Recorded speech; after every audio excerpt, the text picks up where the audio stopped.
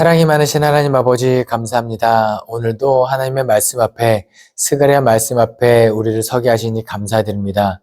하나님 스가랴 말씀을 우리가 공부하오니 하나님 그 가운데 담긴 하나님의 메시지를 잘 분별할 수 있게 도와주시고 그 가운데 담긴 하나님의 뜻을 헤아리며 그 뜻대로 살아가기로 다짐하게 하여 주시옵소서. 무엇보다도 더욱더 겸손해지기를 소망하며 예수 그리스도의 이름으로 기도합니다. 아멘. 스가랴 말씀을 이제 보면은 이 본문을 잘 인용하는 사람들을 잘 인용한다? 사람들 어떤 사람들이 많이 인용하는 본문이냐면 이단들이 참 많이 가져다 씁니다. 스가랴, 다니엘, 그리고 쭉 넘어가면 요한계시록까지 해서 약간 묵시문학적인 요소를 가지고 있고, 그리고 뭔가 암호와 같이, 그러니까 해석이 좀 애매한 그런 것들을 가져다가 이제 이 예언들이 환상이 얘기하는 게 바로 나다라고 끌어가기에 좋은 본문들이거든요. 그래서 혹시 여러분들 교회 밖에서 누군가 교제할 때 성경에 대해서 관심을 갖고 있는 사람을 만나면 기분이 좋을 거예요. 왜냐면 우리도 성경에 관심이 있어서 지금 부족하지만 이 강의를 듣고 있는 거거든요. 성경에 관심이 있어서. 그러니까 또 만나면 기분 좋은데 이야기를 하다가 자연케 은연중에 메시지가 스가랴, 다니엘, 요한계시록으로 중점적으로 이거 알아? 하면서 그것을 뭔가 해석해 주려는 사람을 만나면 조금 의심해 보시면 감사하겠습니다. 네. 처음부터 의심하고 만나면은 너무 이렇게 우리가 정이 없어지니까 그러지 말고요. 또 그 사람도 품고 가야 되는 측면이 있으니까. 하지만 그리고 기회가 되면 오늘 배운 말씀을 또 그들에게 잘 가르쳐 줄 수 있는 그런 영향력까지 있으면 더할 나위 없을 것 같습니다. 스가랴도 크게 내용을 1, 2, 3, 4로 나눌 수가 있습니다. 스가랴 1장부터 6장까지가 스가랴의 1, 2 내용이고요. 3, 4 내용은 이 메시아 예언, 그리스도의 순환과 그 측면으로 해석하면 되는 내용으로 이어지는데, 스가랴가 왜 헷갈리고 어려운 본문으로 가냐면 스가랴가 환상을 봅니다. 아주 환상적인 성경책이에요. 그러니까 환상이 스가랴가 여러 개를 보는데 그 환상의 메시지를 가지고 이게 나다라고 이렇게 끌고 가버리면 참 좋은, 미혹하기 좋은 본문이 될 수 있거든요. 그런데 한번 스가랴의 환상의 메시지가 어떤 의미를 담고 있는지 한번 나누어 보도록 하겠습니다. 첫 번째, 내용의 구조가 스가랴가 다리오 왕 2년 8월에 계시를 받고 다리오 왕 2년 11월에 또 환상을 보고 다리오 왕 4년 9월에 또 하나님의 계시를 받고 이렇게 구분이 되거든요. 먼저 1장 1절부터 6절에 하나님으로부터 이제 계시를 받죠. 그 계시의 메시지는 뭐냐면 1절부터 6절의 메시지는 너희가 이제 조상들을 본받지 말고 만군의 여호와께 돌아와라. 이 스가랴 선지자는 누구냐면 학개 선지자와 거의 동시대에 활동했던 선지자입니다. 그러니까 포로기 때 돌아와서 성전이 재건되고 그 가운데 메시지를 선포했던 사람이 스가랴예요. 그러니까 학개 선지자가 학개 2장 말미에 그 성전이 거룩하기 전에, 성전이 지어지기 전에 그 죄가 가득했던 때를 기억해라 했던 메시지가 일맥상통하죠. 그러니까 스가랴 역시 이 조상들이 우리가 포로기에서 돌아와서 성전을 건축하고 새로운 민족이 될 것인데 조상들이 지었던 죄를 기억하고 오직 우리는 여호와께로만 돌아와라. 이방의 신을 섬기지 말고 오직 여호와께만 돌아와라가 이 스가랴의 첫 번째 메시지입니다. 그럼 두 번째, 하나님이 스가랴를 다리오 왕 2년 11월에 불러서 여러 가지 환상을 보여주죠. 총 4가지의 환상을 보여주시는데 이 표를 한번 보시면 되겠습니다. 이 표를 한번 보세요. 총 4가지가 있는데 이 환상이 꺽쇠 구조를 이루고 있다고 보시면 되겠습니다. 그러니까 이 환상의 7가지 환상이 어디를 향해 가고 있냐면 4번째 환상을 향해 가고 있는 거예요. 그리고 의미는, 이 환상의 모든 것의 의미는 1번과 7번의 메시지를 해석하고, 그 다음에 2번과 6번의 메시지를 해석하고, 그리고 3번과 5번의 메시지를 해석한 다음에, 그 다음에 4번에 지금 이 환상이 궁극적으로 이 여러 가지 환상을 통하여 하나님께서 하시고자 하는 말씀이 무엇인가를 해석하면 됩니다. 이 말씀의 해석은 다른 누구에게 새롭게 해석되는 메시지가 아니고 그 당시의 1차적인 메시지를 우리가 헤아리면 이게 미혹되지 않을 수 있다는 거예요. 보세요. 다리오왕 2년의 첫 번째 메시지, 첫 번째 환상과 4번째 환상입니다. 첫 번째 환상은 말 탄 사람들에 대한 환상이죠. 말 탄 사람들이 여기 여호와께 땅에 두루 다니며 확인하라고 보낸 자들이에요. 쭉 보니까 이 사람들이 뭘 보냐면 예루살렘을 위하여 그리고 시온을 위하여 여호와께서 크게 질투하며 진노하였으나 이제 불쌍히 여김으로 그들이 돌아오게 되었다라는 게 메시지예요. 그러니까 이 말 탄 사람들이 여기 지금 시온 예루살렘만 보는 것이 아니라 온 세계 열방을 쭉 다 돌아다니고 그 가운데 예루살렘과 시온도 본 겁니다. 그러니까 이 환상을 통해서 하고 싶은 메시지는 뭐냐면 하나님은 온누리의 하나님이시다라는 거예요. 이스라엘 백성뿐만 아니라 온 세계를 통치하신 하나님. 7번째 환상, 내 병거 환상도 마찬가지죠. 여호와 땅을 두루 다니는 내 병거. 그리고 이 환상을 통해서는 뭘 보냐면 바벨론의 멸망과 바사를 통한 유다 사회의 재건을 이야기합니다. 바벨론이 영원할 것 같았던 민족이거든요. 아수르를 멸망시키고 대제국을 건설했던 이 나라가 결국은 멸망하게 될 줄 누가 알았느냐? 누구는 알을까요? 하나님은 알고 계신 거예요. 아수르도 하나님 앞에 겸손하지 못했고 교만했기 때문에 바벨론에 멸망당했고, 바벨론 역시 그런 이유로 교만해졌기 때문에 바사에 의하여 멸망을 당하죠. 그리고 결국 이 바사 왕 고레스 원년에 이스라엘 백성들이 돌아가라고 명령이 되는 것. 그러니까 첫 번째 환상과 말 탄 사람들 환상과 7번째 환상은 결국 하시고자 하는 메시지는 뭐냐면 하나님은 온누리의 하나님이시며 하나님께서 약속하신 70년 만에 돌아오겠다고 하신 그 약속을 지키시는 하나님, 그 이상 그 메시지를 담고 있다는 거예요. 그 메시지가 그 바깥쪽 틀거리를 가지고 다시 안쪽으로 들어오는데, 그럼 무엇이냐? 넷불 네 대장장이 환상, 그 다음에 측량줄을 가진 사람 환상이 나오는데, 이것은 메시지는 이거예요. 외적인 위협을 극복하게 해줄 것이다 라는 메시지를 담고 있습니다. 이 넷불 환상은 뭐냐면, 넷불은 이스라엘 민족들을 괴롭혔던 사람들을 의미해요. 힘들게 심판의 도구로 사용됐지만 어쨌든 이스라엘 민족들이 힘들게 만들었는데 그 넷불을 누가 제거하느냐? 네 대장장이, 하나님이 도우신 이 네 대장장이로 그 뿔들을 꺾으면 결국은 이스라엘 민족이 해방되고 위협이 없어지는 것이 되겠습니다. 그리고 측량줄을 잡은 사람 환상입니다. 그러니까 스가랴가 환상을 보면서 스가랴야 뭐가 보이냐? 네, 측량줄을 삼은 사람이 보입니다. 이 사람의 의미가 뭡니까? 하면 쭉 설명해주는 이런 구조거든요.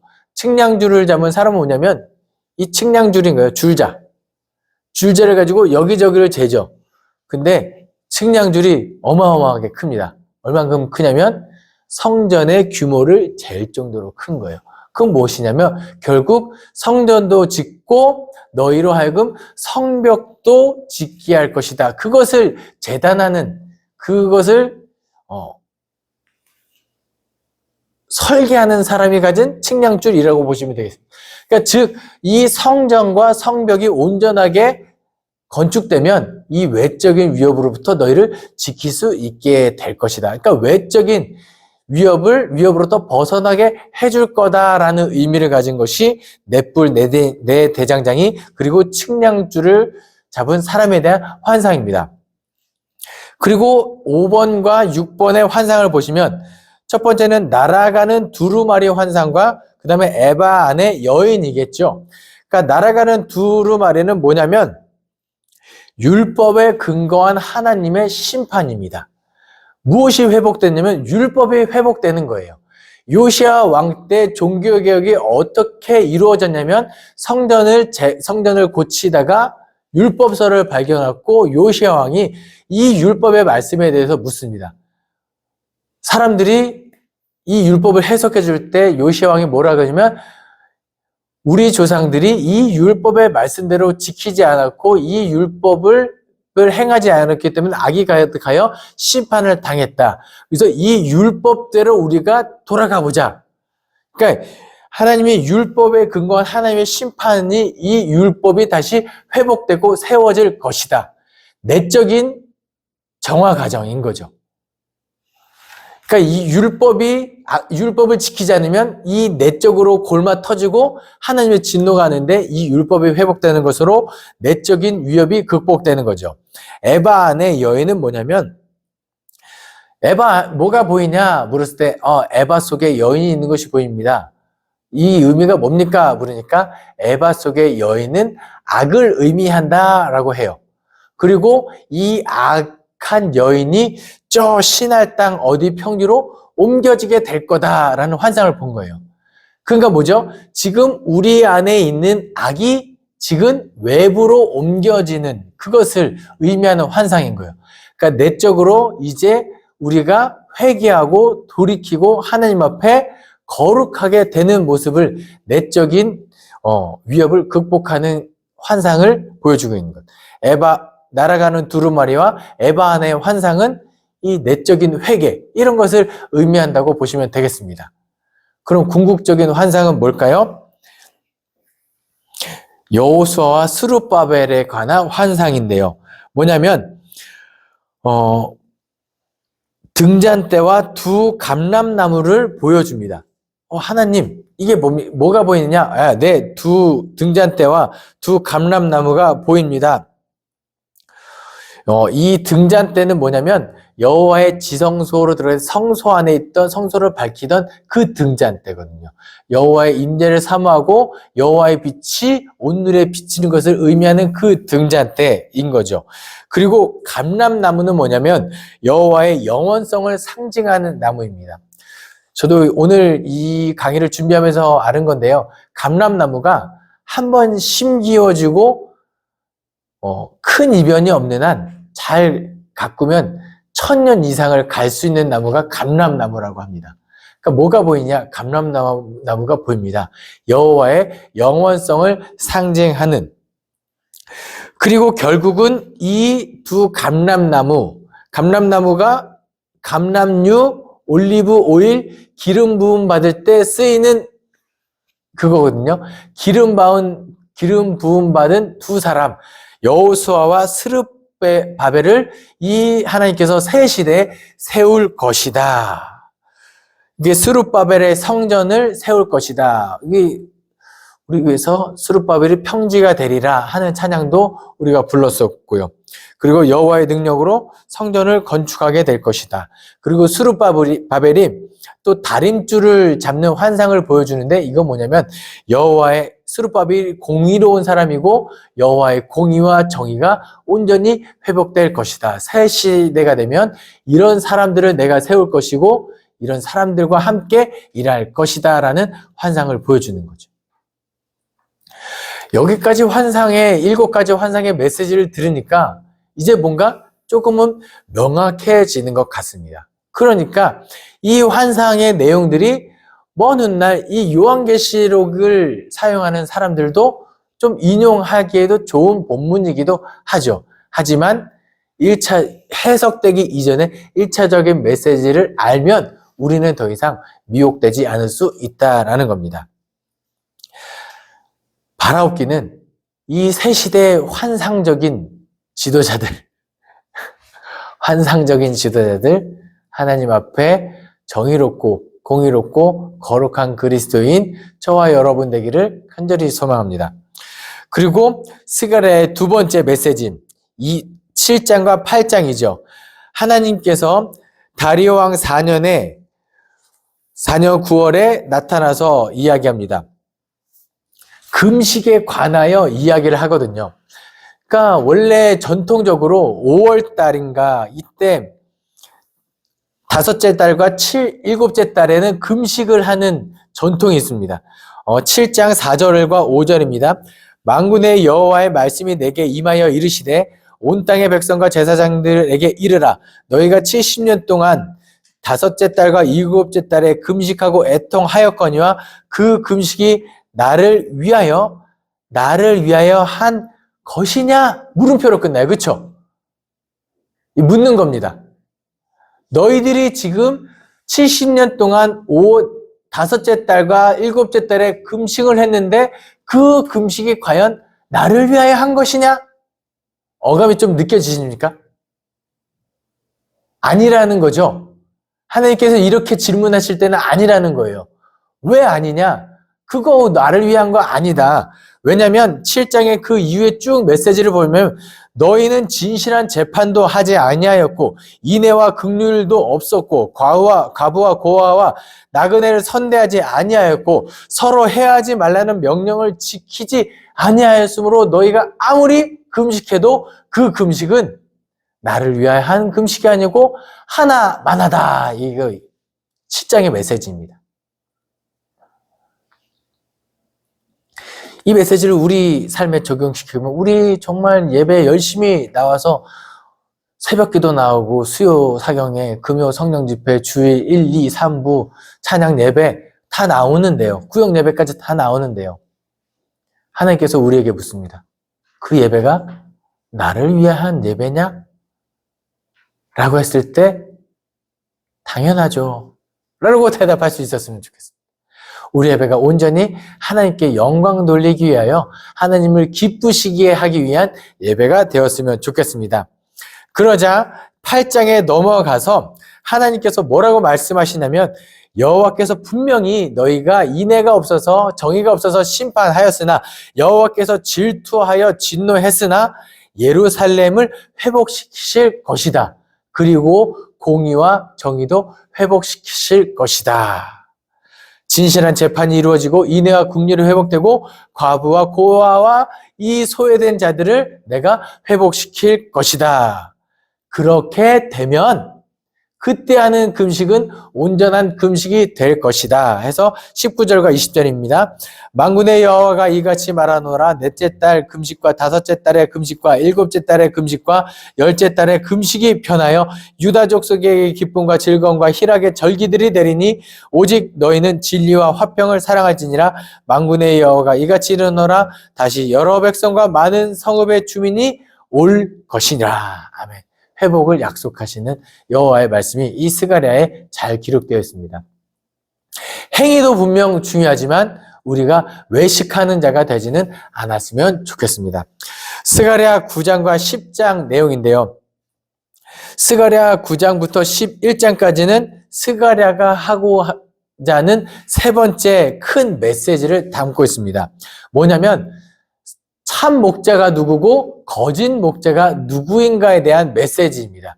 그리고 여기서부터는 스가랴의 나머지 뒷 메시지는 고난의 종 메시아와 그 메시아에 대한 예언의 내용 메시지로 진짜 그리스도에 관한 메시지로 우리가 잘 생각하고 통독하시면 되겠습니다. 첫 번째 9장 1절과 8절 말씀은 열방의 심판과 회복의 메시지를 먼저 이야기합니다. 그러니까 스가랴가 기존에 갖고 있던 예언서의 구조들을 그런 이야기들을 잘 담고 있어요. 열방의 심판과 회복의 메시지를 담고 있는데 이 열방이 회복되면 더 이상 이제 하나님은 이스라엘의 하나님만이 되지는 않게 될 겁니다. 그리고 9장 9절부터 10장까지는 딱 예수 그리스도를 생각하고 읽으시면 되겠습니다. 시온을 회복하시는 하나님에 대한 메시지, 자기 백성을 이끌고 돌아오는 하나님에 대한 내용이 9장 9절부터 10장까지 기록되어 있습니다. 그리고 우리가 잘 알고 있는 내용, 나귀 새끼를 타고 오는 시온의 임금에 대한 내용이 9장 9절부터 10절에 기록되어 있습니다. 이것이 실제적으로 나중에 예수님께서 이 말씀을 성취하십니다. 그리고 나서 9장 11절부터 10장까지 어떤 메시지가 기록되어 있냐면 가운데 회복의 메시지가 또 가운데 위치하고 있는 이제 꺽쇠고제가 좀 보이시나요? 보이시면 됩니다. 첫 번째, 하나님의 백성이 돌아오리라 9장 11절부터 12절의 이야기죠. 하나님의 백성이 돌아오게 될 것이다. 그리고 10장 6절부터 12절에도 하나님의 백성이 돌아오게 될 것이다. 또 하나님이 그렇게 할 것이다. 그리고 그것을 위하여 9장 13절부터 15절에 헬라를 치게 할 것이다. 그리고 10장 3절의 후반부와 5절에 적과 싸워 이기게 하리라. 그러니까 외적의 침입에서도 너희가 승리하게 할 것이다. 그리고 가운데 회복의 메시지로 생산이 회복되게 될 것이다. 라고 해서 온전한 회복을 하나님께서 약속하십니다. 그 가운데 또 중간에 하나님께서 하시고자 하는 메시지가 거짓 목자들과 수염소를 심판할 것이다. 거짓 목자들, 하나님의 백성들을 미혹해하는 그 거짓 목자들을 다 하나님께서 쓸어버릴 것이고 순염소를 심판할 것이다. 그리고 11장으로 넘어가면 두 막대기 상징이 기록되어 있습니다. 하나는 은총이요, 하나는 연합의 막대기입니다. 그러니까 이 유목민의 저거를 잘 보시면 되겠습니다. 그러니까 시편 23편에 지팡이와 막대기가 나를 안위하시나이다 라는 말을 우리가 잘 고백하시잖아요. 그래서 목자가 두 가지 막대기를 갖고 있어요. 하나는 정말 아프게 때리는 막대기입니다. 그러니까 언제 때릴까요? 그쵸? 낭떠러지기를 갈 때, 그때는 때려서라도 돌아오게 해야 돼요. 나머지 하나 막대기는 정말 잘, 이렇게. 그리고 나머지 하나 막대기는 뭐냐면, 짐승들과 싸울 때 쓰는 막대기. 그러니까 하나는 이것도 지키는 막대기고, 이것도 지키는. 그러니까 두 목자 이 막대기에 이게 이미지가 좀 그려지시나요? 하나는 은총이고, 하나는 연합인 거예요. 결국은 이스라엘 백성들을 잘 안위하는 하나님의 심상이 여기 딱 드러나면 됩니다. 그래서 아까는 거짓 목자를 심판할 것이다. 그리고 지금은 온전한 참 목자를 세울 것이다. 그 목자는 누구일까요? 예수 그리스도로 이어지면 되겠습니다. 그리고 11장 16절에 나쁜 목자를 세우는 메시지가 기록되어 있는데 이거는 뭐냐면 상징행위입니다. 이 스가랴를 하여금 나쁜 목자로의 역할을 이제 세우는데요. 이 세우는 이유는 저렇게 하면 안 된다는 반면교사로 세우는 메시지로 해석하면 되겠습니다. 스가랴 12장부터 14장의 구조를 보시면 첫 번째 12장에서 10절 말씀에 찌른 바 그를 보고 애통하게 될 것이다 라는 구절이 있습니다.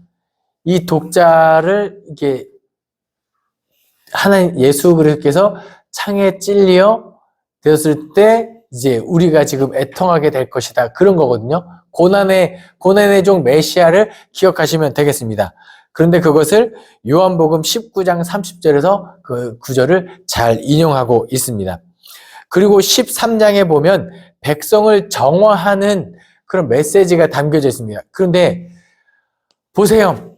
하나님께서 회복하실 때, 우리를 회복해 하시고 할 때 그냥 천지를 창조하실 때처럼 내 죄를 사하노라 말씀으로 편하게 하시지 않습니다. 죄를 짓고 회복하게 하실 때는 불로 연단한다는 것을 기억하시면 되겠습니다.